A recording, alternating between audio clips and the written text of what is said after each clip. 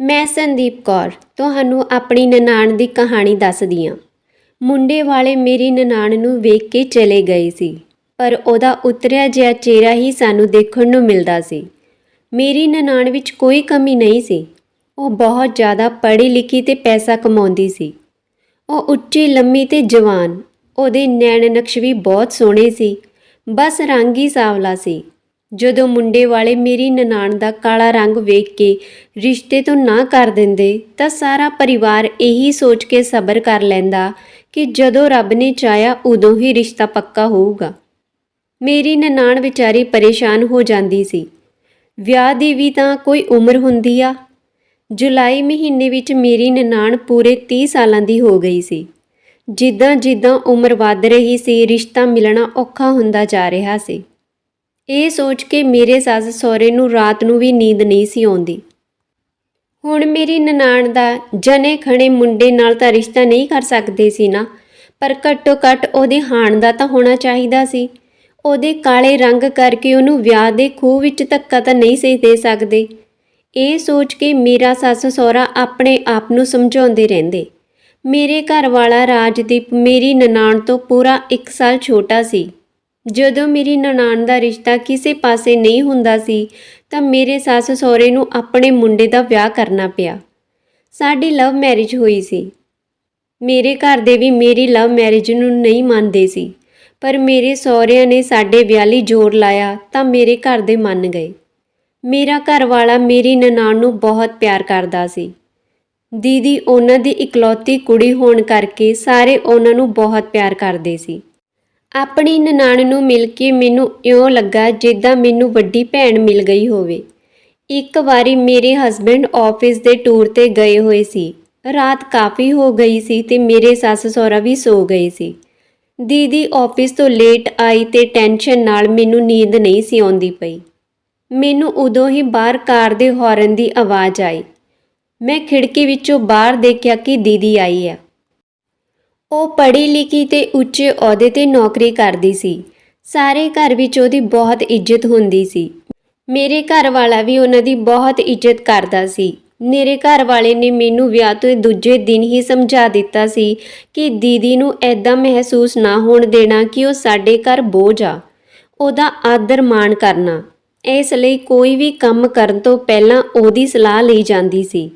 ਫਿਰ ਜਦੋਂ ਮੈਂ ਉਸ ਰਾਤ ਦੇਖਿਆ ਕਿ ਦੀਦੀ ਕਾਰ ਵਿੱਚੋਂ ਉਤਰਦੀ ਪਈ ਸੀ ਤਾਂ ਉਹਦੇ ਨਾਲ ਵਾਲੀ ਸੀਟ ਤੇ ਕੋਈ ਬੰਦਾ ਬੈਠਾ ਸੀ। ਮੈਂ ਦੇਖ ਕੇ ਬੜੀ ਹੈਰਾਨ ਹੋਈ ਕਿ ਦੀਦੀ ਤਾਂ ਹਮੇਸ਼ਾ ਹੀ ਆਫਿਸ ਦੀ ਗੱਡੀ ਵਿੱਚ ਘਰ ਆਉਂਦੀ ਆ। ਮੈਂ ਸੋਚਦੀ ਸੀ ਕਿ ਅੱਜ ਆਫਿਸ ਦੀ ਗੱਡੀ ਦੀ ਥਾਂ ਤੇ ਕਾਰ ਵਿੱਚ ਕੌਣ ਛੱਡਣ ਆਇਆ ਹੋਊਗਾ। ਮੈਨੂੰ ਜਾਗਦੀ ਦੇਖ ਦੀਦੀ ਮੈਨੂੰ ਕਹਿੰਦੀ, ਤੂੰ ਸੁੱਤੀ ਨਹੀਂ ਹਾਲੇ ਤੱਕ? ਮੈਂ ਉਹਨਾਂ ਨੂੰ ਕਿਹਾ ਕਿ ਮੈਂ ਤੁਹਾਡਾ ਇੰਤਜ਼ਾਰ ਕਰ ਰਹੀ ਸੀ। ਤੁਹਾਡੇ ਘਰ ਆਉਣ ਤੋਂ ਪਹਿਲਾਂ ਮੈਨੂੰ ਨੀਂਦ ਕਿੱਦਾਂ ਆ ਸਕਦੀ ਸੀ? ਮੈਂ ਉਹਦੇ ਗਲੇ ਵਿੱਚ ਬਾਹਾਂ ਪਾ ਕੇ ਉਹਦਾ ਮੂੰਹ ਚੁੰਮ ਲਿਆ। ਮੈਂ ਆਪਣੀ ਨਨਾਣ ਨੂੰ ਪੁੱਛਿਆ, ਉਹਦੇ ਲਈ ਰੋਟੀ ਲੈ ਕੇ ਆਵਾਂ? ਦੀਦੀ ਮੈਨੂੰ ਕਹਿੰਦੀ, ਨਹੀਂ, ਅੱਜ ਮੈਂ ਰੋਟੀ ਆਫਿਸ ਵਿੱਚ ਖਾ ਲਈ ਆ। ਹੁਣ ਤੂੰ ਜਾ ਕੇ ਸੋ ਜਾ, ਗੁੱਡ ਨਾਈਟ। ਮੈਂ ਆਪਣੇ ਕਮਰੇ ਵਿੱਚ ਸੌਣ ਚਲੀ ਗਈ, ਪਰ ਮੈਨੂੰ ਨੀਂਦ ਕਿੱਥੇ ਆਉਂਦੀ ਸੀ। ਮੇਰੇ ਦਿਮਾਗ ਵਿੱਚ ਕਈ ਵਿਚਾਰ ਆਉਣ ਲੱਗੇ ਕਿ ਕੋਈ ਤਾਂ ਗੱਲ ਹੈਗੀ ਆ। ਪਿਛਲੇ ਕੁਝ ਦਿਨਾਂ ਤੋਂ ਮੈਂ ਦੀਦੀ ਨੂੰ ਪਰੇਸ਼ਾਨ ਜਿਹੀ ਦੇਖ ਰਹੀ ਹਾਂ। ਕੋਈ ਆਫਿਸ ਦੀ ਗੱਲ ਹੁੰਦੀ ਤਾਂ ਉਹ ਘਰੇ ਪੱਕਾ ਦੱਸਦੀ ਆ। ਕੋਈ ਤਾਂ ਗੱਲ ਜ਼ਰੂਰ ਸੀ। ਮੇਰੀ ਨਨਾਣ ਆਪਣੇ ਭਰਾ ਨੂੰ ਭਰਾ ਘੱਟ, ਦੋਸਤ ਜ਼ਿਆਦਾ ਸਮਝਦੀ ਸੀ। ਅੱਜ ਉਹ ਇੰਨੀ ਲੇਟ ਘਰ ਆਈ ਸੀ ਕਿ ਉਹ ਕਿਸੇ ਵੀ ਬੇਗਾਨੇ ਬੰਦੇ ਨਾਲ। ਮੈਨੂੰ ਪੱਕਾ ਕੋਈ ਗੜਬੜ ਲੱਗਦੀ ਸੀ। ਜੇ ਦੀਦੀ ਇਹਦੇ ਨਾਲ ਵਿਆਹ ਕਰਵਾਉਣਾ ਚਾਹੁੰਦੀ ਆ ਤਾਂ ਘਰਦਿਆਂ ਨੂੰ ਇਸ ਗੱਲ ਦੀ ਬੜੀ ਖੁਸ਼ੀ ਹੋਊਗੀ। ਉਹ ਆਪਣੀ ਪਸੰਦ ਦੇ ਮੁੰਡੇ ਨਾਲ ਵਿਆਹ ਕਰਾ ਕੇ ਬਹੁਤ ਸੁਖੀ ਰਹੇਗੀ। ਘਰ ਦੇ ਇਸ ਕੰਮ ਨੂੰ ਦੇਰ ਨਹੀਂ ਲਾਉਣਗੇ। ਮੈਂ ਆਪਣੇ ਵਿਆਹ ਤੋਂ ਬਾਅਦ ਘਰਦਿਆਂ ਨੂੰ ਇੰਨਾ ਕੁ ਤੇ ਜਾਣ ਗਈ ਸੀ, ਪਰ ਮੈਨੂੰ ਗੱਲ ਕੁਝ ਹੋਰ ਹੀ ਲੱਗਦੀ ਸੀ, ਜਿਹੜੀ ਉਹ ਦੱਸਣਾ ਨਹੀਂ ਸੀ ਚਾਹੁੰਦੀ।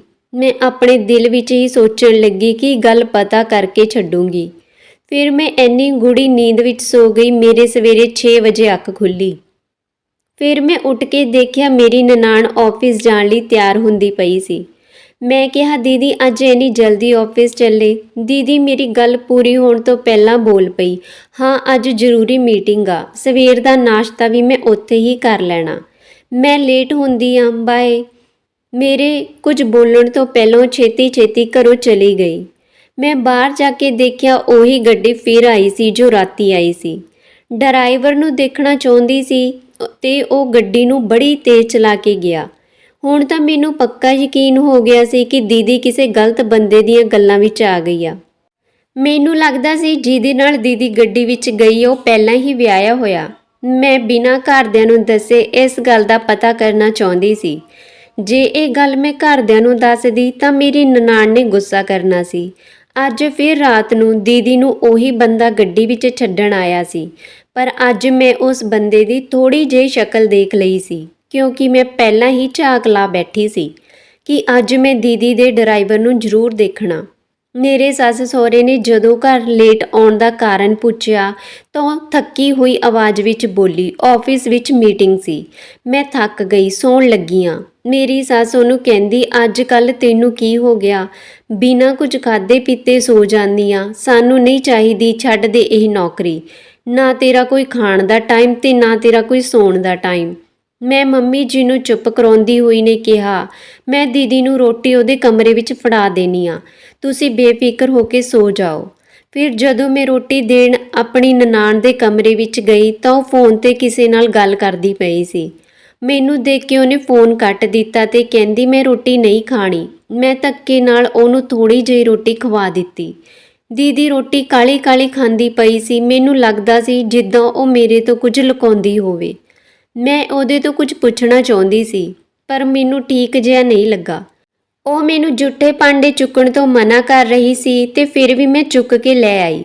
ਮੇਰੇ ਘਰ ਵਾਲੇ ਨੇ 2 ਦਿਨ ਬਾਅਦ ਘਰ ਆਉਣਾ ਸੀ। ਮੈਂ ਆਪਣੀ ਸੱਸ ਨੂੰ ਝੂਠ ਬੋਲਿਆ ਕਿ ਮੈਂ ਸ਼ਾਪਿੰਗ ਕਰਨ ਚੱਲੀ ਆਂ ਤੇ ਮੈਂ ਸਿੱਧੀ ਆਪਣੀ ਨਨਾਣ ਦੇ ਆਫਿਸ ਚਲੀ ਗਈ। ਉਹ ਮੈਨੂੰ ਦੇਖ ਕੇ ਘਬਰਾ ਗਈ। ਉਹ ਸੋਚਦੀ ਸੀ ਕਿ ਭਾਬੀ ਨੂੰ ਮੇਰੇ ਆਫਿਸ ਆਉਣ ਦੀ ਕੀ ਲੋੜ ਪੈ ਗਈ। ਮੈਂ ਉਹਦੇ ਚਿਹਰੇ ਨੂੰ ਪੜ੍ਹ ਲਿਆ ਸੀ। ਮੈਂ ਕਿਹਾ, ਦੀਦੀ ਮੈਂ ਸ਼ਹਿਰ ਕੁਝ ਸਮਾਨ ਲੈਣ ਆਈ ਸੀ ਤੇ ਸੋਚਿਆ ਤੁਹਾਨੂੰ ਮਿਲ ਜਾਂਦੀ ਆ। ਵੈਸੇ ਵੀ ਤੁਸੀਂ ਆਫਿਸ ਤੋਂ ਲੇਟ ਆਉਂਦੇ ਹੋ, ਆਪਣੇ ਕੋਲ ਬੈਠ ਕੇ ਗੱਲਾਂ ਕਰਨ ਦਾ ਟਾਈਮ ਨਹੀਂ ਮਿਲਦਾ। ਮੈਂ ਫਿਰ ਉਹਨੂੰ ਕਿਹਾ ਕਿ ਦੀਦੀ ਤੁਸੀਂ ਆਫਿਸ ਤੋਂ ਛੁੱਟੀ ਲੈ ਲਓ, ਆਪਾਂ ਘਰ ਚੱਲਦੇ ਹਾਂ। ਉਹ ਕਹਿੰਦੀ, ਮੈਨੂੰ ਬਹੁਤ ਕੰਮ ਆ ਤੇ ਮੇਰਾ ਸਰ ਮੈਨੂੰ ਛੁੱਟੀ ਨਹੀਂ ਦਊਗਾ। ਮੈਂ ਕਿਹਾ, ਦੀਦੀ ਪੁੱਛ ਕੇ ਤਾਂ ਦੇਖੋ। ਮੇਰੇ ਵਾਰ-ਵਾਰ ਕਹਿਣ ਤੇ ਉਹ ਮੈਨੂੰ ਕਹਿੰਦੀ, ਮੈਂ ਕੋਸ਼ਿਸ਼ ਕਰਦੀ ਹਾਂ। ਫਿਰ ਉਹ ਝੂਠਾ ਜਿਹਾ ਹੱਸੀ ਤੇ ਆਪਣੇ ਸਰ ਦੇ ਕਮਰੇ ਵਿੱਚ ਚਲੀ ਗਈ। ਜਦੋਂ ਬਾਹਰ ਆਈ ਤਾਂ ਉਹਦਾ ਸਰ ਵੀ ਉਹਦੇ ਨਾਲ ਸੀ ਤੇ ਮੈਂ ਉਹਦੇ ਸਰ ਨੂੰ ਦੇਖ ਕੇ ਹੈਰਾਨ ਹੋ ਗਈ, ਕਿਉਂਕਿ ਇਹ ਤਾਂ ਉਹੀ ਸੀ ਜਿਹੜਾ ਦੀਦੀ ਨੂੰ ਗੱਡੀ ਵਿੱਚ ਛੱਡਣ ਆਉਂਦਾ ਸੀ। ਮੈਂ ਸਾਰੇ ਪਾਸੇ ਦੇਖਿਆ, ਆਫਿਸ 'ਚ ਮੈਨੂੰ ਹੋਰ ਕੋਈ ਨਹੀਂ ਦਿਖਿਆ। ਦੀਦੀ ਦਾ ਸਰ ਉਹਨੂੰ ਗੇਟ ਤੱਕ ਛੱਡਣ ਆਇਆ, ਪਰ ਮੈਨੂੰ ਚੰਗਾ ਨਹੀਂ ਲੱਗਿਆ। ਮੈਂ ਉਹਨੂੰ ਕਹਿਣ ਲੱਗੀ ਕਿ ਸਰ ਤਾਂ ਤੁਹਾਡਾ ਬਹੁਤ ਇੱਜ਼ਤ ਕਰਦਾ, ਤੁਹਾਨੂੰ ਬਾਹਰ ਤੱਕ ਛੱਡਣ ਆਇਆ, ਤੁਹਾਡੇ ਹੋਰ ਆਫਿਸ ਦੇ ਲੋਕ ਤੁਹਾਡੇ ਤੋਂ ਈਰਖਾ ਕਰਦੇ ਹੋਣਗੇ। ਦੀਦੀ ਮਾੜਾ ਜਿਹਾ ਹੱਸੀ। ਮੇਰੀ ਸੱਸ ਵੀ ਦੀਦੀ ਨੂੰ ਜਲਦੀ ਘਰ ਦੇਖ ਕੇ ਬਹੁਤ ਖੁਸ਼ ਹੋਈ। ਰਾਤ ਨੂੰ ਸਾਰੇ ਗੂੜੀ ਨੀਂਦ ਸੁੱਤੇ ਹੋਏ ਸੀ। ਮੈਨੂੰ ਨਨਾਣ ਦੇ ਕਮਰੇ 'ਚ ਉਲਟੀਆਂ ਕਰਨ ਦੀ ਆਵਾਜ਼ ਸੁਣੀ। ਮੈਂ ਉਹਦੇ ਕਮਰੇ ਵੱਲ ਗਈ ਤੇ ਦੇਖਿਆ ਉਹ ਕੁਰਸੀ ਤੇ ਮਦਹੋਸ਼ ਪਈ ਸੀ। ਮੈਂ ਉਹਦੇ ਮੱਥੇ ਉੱਤੇ ਹੱਥ ਫੇਰਦੀ ਹੋਈ ਨੇ ਪੁੱਛਿਆ, ਕੀ ਗੱਲ ਦੀਦੀ, ਤੁਸੀਂ ਠੀਕ ਤਾਂ ਹੋ? ਐਦਾਂ ਦਾ ਤਾਂ ਆਪਾਂ ਕੁਝ ਵੀ ਨਹੀਂ ਖਾਧਾ ਸੀ ਜਿਹਦੇ ਨਾਲ ਤੁਸੀਂ ਬਿਮਾਰ ਹੋ ਜਾਵੋ, ਤੇ ਬਦਹਾਜ਼ਮੀ ਕਿੱਦਾਂ ਹੋ ਗਈ? ਫਿਰ ਇੱਕਦਮ ਮੇਰੇ ਦਿਲ ਵਿੱਚ ਗੱਲ ਆਈ ਕਿ ਕਿਤੇ ਦੀਦੀ ਪ੍ਰੈਗਨੈਂਟ ਤਾਂ ਨਹੀਂ ਹੋ ਗਈ। ਮੈਂ ਦੀਦੀ ਦੇ ਮੋਢਿਆਂ 'ਤੇ ਹੱਥ ਰੱਖਿਆ ਤੇ ਕਿਹਾ, ਦੀਦੀ ਤੁਹਾਡਾ ਸਰ ਤੇ ਤੁਹਾਡੇ ਨਾਲ ਗਲਤ ਕੰਮ ਤਾਂ ਨਹੀਂ ਕਰਦਾ? ਮੈਂ ਕਿਹਾ, ਦੀਦੀ ਮੈਨੂੰ ਸੱਚ ਦੱਸ ਦਿਓ, ਤੁਸੀਂ ਤਾਂ ਹੀ ਠੀਕ ਨਹੀਂ ਲੱਗਦੇ। ਮੇਰੇ ਕੋਲੋਂ ਕੁਝ ਨਾ ਲੁਕੋਵੋ, ਮੈਂ ਕਿਸੇ ਨੂੰ ਨਹੀਂ ਦੱਸਦੀ। ਉਹ ਮੇਰੇ ਪਿਆਰ ਨਾਲ ਪੁੱਛਣ ਤੇ ਗਲ ਲੱਗ ਕੇ ਰੋਣ ਲੱਗ ਪਈ। ਮੈਂ ਉਹਨੂੰ ਕਿਹਾ, ਤੁਹਾਡੀ ਹਾਲਤ ਕਿਤੇ ਇੱਦਾਂ ਤਾਂ ਨਹੀਂ ਹੋ ਗਈ ਕਿ ਹੁਣ ਤੁਹਾਡਾ ਅਬੋਰਸ਼ਨ ਵੀ ਨਾ ਹੋਵੇ? ਤੁਸੀਂ ਬਿਲਕੁਲ ਵੀ ਟੈਨਸ਼ਨ ਨਾ ਲਓ, ਮੈਂ ਤੁਹਾਡੀ ਪੂਰੀ ਮਦਦ ਕਰੂੰਗੀ, ਪਰ ਤੁਸੀਂ ਮੈਨੂੰ ਸਾਰੀ ਗੱਲ ਸੱਚ ਦੱਸੋ। ਮੈਂ ਕਿਹਾ, ਪੱਕਾ ਉਹਨੇ ਤੁਹਾਡੇ ਨਾਲ ਧੋਖਾ ਕੀਤਾ ਹੋਊਗਾ। ਫਿਰ ਉਹ ਮੈਨੂੰ ਹੌਲੀ-ਹੌਲੀ ਸਾਰਾ ਕੁਝ ਦੱਸਣ ਲੱਗੀ ਕਿ ਮੇਰੇ ਸਰ ਦੀ ਨਵੀਂ ਟਰਾਂਸਫਰ ਹੋਈ ਆ। ਮੇਰੇ ਆਫਿਸ ਵਿੱਚ ਆਉਂਦੇ ਹੀ ਇਹਨੇ ਮੇਰੇ ਨਾਲ ਗੱਲਬਾਤ ਕਰਨੀ ਸ਼ੁਰੂ ਕਰ ਦਿੱਤੀ। ਫਿਰ ਮੇਰੇ ਸਰ ਨੇ ਮੈਨੂੰ ਦੱਸਿਆ ਕਿ ਮੇਰੇ ਘਰ ਵਾਲੀ ਨੂੰ ਮਰੀ ਹੋਈ ਨੂੰ 2 ਸਾਲ ਹੋ ਗਏ ਆ ਤੇ ਮੇਰਾ ਇਕੱਲਾ ਘਰ ਮੈਨੂੰ ਖਾਣ ਨੂੰ ਪੈਂਦਾ। ਮੈਂ ਇਕੱਲਾ ਬਹੁਤ ਪਰੇਸ਼ਾਨ ਹੁੰਦਾ ਤੇ ਉਸਨੇ ਮੈਨੂੰ ਕਿਹਾ ਕਿ ਮੈਂ ਉਹਦੇ ਨਾਲ ਵਿਆਹ ਕਰਵਾ ਸਕਦੀ ਹਾਂ। ਫਿਰ ਮੈਂ ਸੋਚਿਆ ਕਿ ਮੈਂ ਵਿਆਹ ਤਾਂ ਕਰਾਉਣਾ ਹੀ ਆ ਤੇ ਮੈਂ ਉਹਨੂੰ ਹਾਂ ਕਰ ਦਿੱਤੀ। ਮੈਂ ਉਹਨੂੰ ਕਿਹਾ ਕਿ ਤੁਸੀਂ ਮੇਰੇ ਮੰਮੀ ਪਾਪਾ ਨੂੰ ਮਿਲ ਲਓ। ਮੇਰਾ ਸਰ ਘਰ ਆਉਣ ਲਈ ਵੀ ਮੰਨ ਗਿਆ ਸੀ ਤੇ ਮੈਨੂੰ ਬਹੁਤ ਖੁਸ਼ੀ ਹੋਈ ਸੀ ਕਿ ਚਲੋ ਮੇਰੇ ਵਿਆਹ ਨੂੰ ਲੈ ਕੇ ਮੇਰੇ ਘਰ ਦੇ ਬਹੁਤ ਪਰੇਸ਼ਾਨ ਰਹਿੰਦੇ ਆ ਤੇ ਸਾਰੇ ਉਹਨੂੰ ਮਿਲ ਕੇ ਖੁਸ਼ ਹੋਣਗੇ। ਇੱਕ ਦਿਨ ਉਹਨੇ ਮੈਨੂੰ ਕਿਹਾ ਕਿ ਤੂੰ ਵਿਆਹ ਤੋਂ ਪਹਿਲਾਂ ਮੇਰਾ ਘਰ ਦੇਖ ਲਾ, ਜਿੱਥੇ ਤੂੰ ਆਪਣੀ ਸਾਰੀ ਜ਼ਿੰਦਗੀ ਬਿਤਾਉਣੀ ਆ। ਤੇ ਮੈਂ ਉਹਦੀਆਂ ਗੱਲਾਂ ਵਿੱਚ ਆ ਗਈ। ਮੈਂ ਉਹਦੇ ਨਾਲ ਉਹਦੇ ਘਰ ਚਲੀ ਗਈ। ਜਦੋਂ ਮੈਂ ਉਹਦੇ ਘਰ ਗਈ ਤਾਂ ਉੱਥੇ ਉਹਨੇ ਮੇਰੇ ਨਾਲ ਜ਼ਬਰਦਸਤੀ ਕਰਨੀ ਸ਼ੁਰੂ ਕਰ ਦਿੱਤੀ। ਫਿਰ ਉਹਨੇ ਮੈਨੂੰ ਧਮਕੀ ਵੀ ਦਿੱਤੀ ਕਿ ਜੇ ਮੈਂ ਕਿਸੇ ਨੂੰ ਦੱਸਿਆ ਤਾਂ ਉਹਦੇ ਘਰ ਵਿੱਚ ਲੱਗੇ ਕੈਮਰੇ ਵਿੱਚ ਸਾਰਾ ਕੁਝ ਆ ਤੇ ਫਿਰ ਉਹ ਮੇਰੀਆਂ ਫੋਟੋਆਂ ਨੂੰ ਵਾਇਰਲ ਕਰ ਦਊਗਾ। ਮੈਂ ਹੁਣ ਕਿਸੇ ਨੂੰ ਮੂੰਹ ਦਿਖਾਉਣ ਜੋਗੀ ਨਹੀਂ ਰਹਿਣਾ। ਜਦੋਂ ਮੈਨੂੰ ਹੋਸ਼ ਆਈ ਤਾਂ ਸਾਰੇ ਪਾਸੇ ਦੇਖਿਆ ਤਾਂ ਮੈਨੂੰ ਉਦੋਂ ਹੀ ਪਤਾ ਲੱਗਿਆ ਕਿ ਉਹ ਵਿਆਹਿਆ ਹੋਇਆ। ਉਹਦੇ ਘਰ ਵਾਲੀ ਕਿਤੇ ਗਈ ਹੋਈ ਸੀ। ਮੈਂ ਬਦਨਾਮੀ ਤੋਂ ਡਰਦੀ ਨੇ ਚੁੱਪ ਰਹਿਣਾ ਹੀ ਸਹੀ ਸਮਝਿਆ। ਉਹਨੇ ਮੇਰੀ ਇੱਜ਼ਤ ਲੁੱਟ ਲਈ। ਉਹ ਫਿਰ ਉੱਚੀ ਉੱਚੀ ਰੋਣ ਲੱਗ ਪਈ। ਮੈਂ ਦੀਦੀ ਨੂੰ ਆਪਣੇ ਗਲ ਨਾਲ ਲਾ ਲਿਆ ਤੇ ਕਿਹਾ ਤੁਸੀਂ ਟੈਨਸ਼ਨ ਨਾ ਲਵੋ, ਹੁਣ ਮੈਂ ਦੇਖਦੀ ਹਾਂ ਕਿ ਉਹ ਤੁਹਾਨੂੰ ਕਿਵੇਂ ਬਲੈਕਮੇਲ ਕਰਦਾ। ਮੈਂ ਦੀਦੀ ਨੂੰ ਕਿਹਾ ਕਿ ਸਭ ਤੋਂ ਪਹਿਲਾਂ ਆਪਾਂ ਮੇਰੀ ਸਹੇਲੀ ਜੋ ਕਿ ਡਾਕਟਰ ਆ ਉਹਦੇ ਕੋਲ ਚੱਲਦੇ ਹਾਂ, ਉਹਦੇ ਨਾਲ ਅਬੋਰਸ਼ਨ ਬਾਰੇ ਗੱਲ ਕਰਦੇ ਹਾਂ। ਤੁਹਾਡੇ ਸਰ ਨਾਲ ਫਿਰ ਗੱਲ ਕਰਾਂਗੇ ਤੇ ਤੁਹਾਡਾ ਤਾਂ ਇਹਦੇ 'ਚ ਕੋਈ ਕਸੂਰ ਹੀ ਨਹੀਂ ਦੀਦੀ, ਤੁਸੀਂ ਡਰਦੇ ਸੀ ਇਸ ਲਈ ਉਹਨੇ ਤੁਹਾਡਾ ਫਾਇਦਾ ਚੁੱਕ ਲਿਆ। ਮੈਂ ਉਹਨੂੰ ਕਿਹਾ ਕਿ ਤੁਸੀਂ ਬੇਫਿਕਰ ਹੋ ਕੇ ਸੋ ਜਾਓ ਤੇ ਫਿਰ ਉਹਦੇ ਕਮਰੇ ਵਿੱਚ ਹੀ ਸੋ ਗਈ। ਮੈਂ ਸੋਚਦੀ ਸੀ ਕਿ ਚੰਗਾ ਹੋਇਆ ਮੇਰੇ ਘਰ ਵਾਲਾ ਕਿਤੇ ਗਿਆ ਹੋਇਆ ਸੀ ਤੇ ਮੇਰੇ ਸੱਸ ਸਹੁਰੇ ਦਾ ਕਮਰਾ ਦੂਰ ਹੋਣ ਕਰਕੇ ਉਹਨਾਂ ਨੂੰ ਸਾਡੀ ਆਵਾਜ਼ ਨਹੀਂ ਸੁਣੀ। ਜੇ ਕਮਰਾ ਕੋਲ ਹੁੰਦਾ ਤਾਂ ਉਹਨਾਂ ਨੇ ਸਾਡੀ ਆਵਾਜ਼ ਸੁਣ ਕੇ ਉੱਠ ਜਾਣਾ ਸੀ। ਫਿਰ ਥੋੜੀ ਦੇਰ ਬਾਅਦ ਅਸੀਂ ਗੂੜੀ ਨੀਂਦ ਵਿੱਚ ਸੌਂ ਗਈਆਂ। ਸਵੇਰ ਹੋਈ ਤਾਂ ਅਸੀਂ ਤਿਆਰ ਹੋ ਕੇ ਦੋਨੇ ਜਣੀਆਂ ਫਰੈਂਡ ਦੇ ਘਰ ਜਾਣ ਦਾ ਬਹਾਨਾ ਲਾ ਕੇ ਡਾਕਟਰ ਕੋਲ ਚਲੀਆਂ ਗਈਆਂ।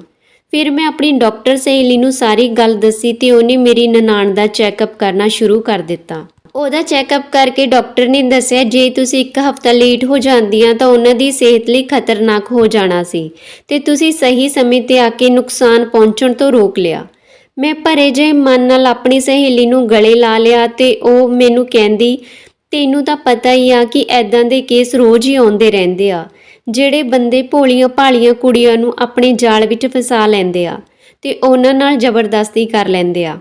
ਐਦਾਂ ਦੀਆਂ ਭੋਲੀਆਂ ਕੁੜੀਆਂ ਵਿਚਾਰੀਆਂ ਬਦਨਾਮੀ ਤੋਂ ਡਰਦੀਆਂ ਚੁੱਪ ਹੀ ਰਹਿ ਜਾਂਦੀਆਂ। ਫਿਰ ਮੇਰੀ ਸਹੇਲੀ ਮੇਰੀ ਨਨਾਣ ਦੇ ਸਾਹਮਣੇ ਮੇਰੀ ਸਿਫਤ ਕਰਨ ਲੱਗੀ ਕਿ ਤੂੰ ਤਾਂ ਸਕੂਲ ਤੋਂ ਹੀ ਬੜੇ ਹੌਸਲੇ ਵਾਲੀ ਆ।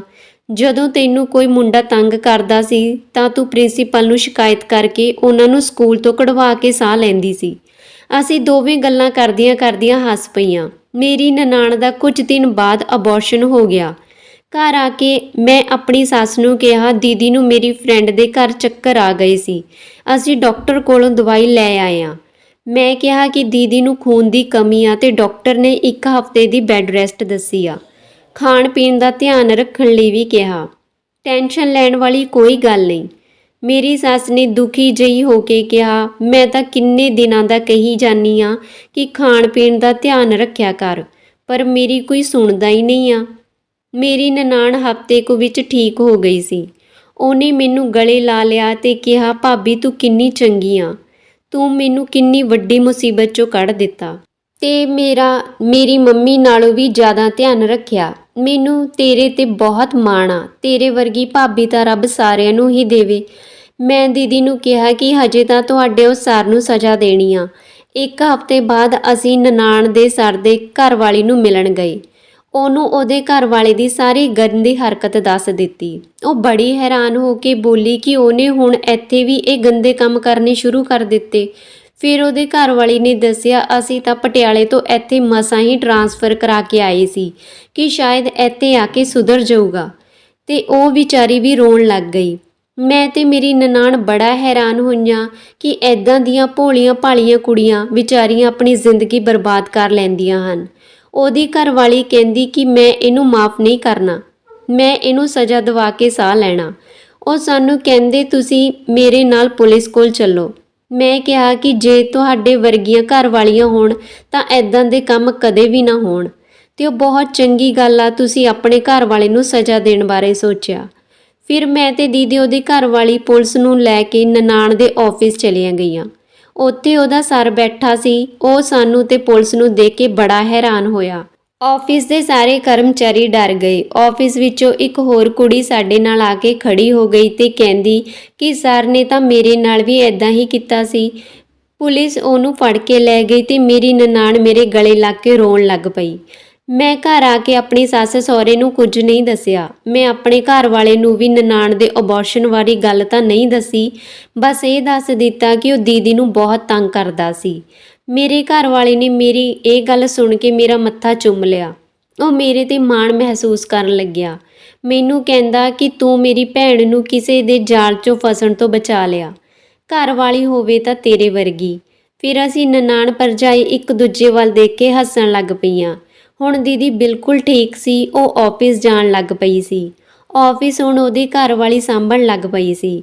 ਹੁਣ ਉਹਨੂੰ ਉੱਥੇ ਕਿਸੇ ਦਾ ਵੀ ਕੋਈ ਡਰ ਨਹੀਂ ਸੀ, ਕਿਉਂਕਿ ਉਹ ਮਨਹੂਸ ਬੰਦਾ ਤਾਂ ਜੇਲ੍ਹ ਵਿੱਚ ਸੀ।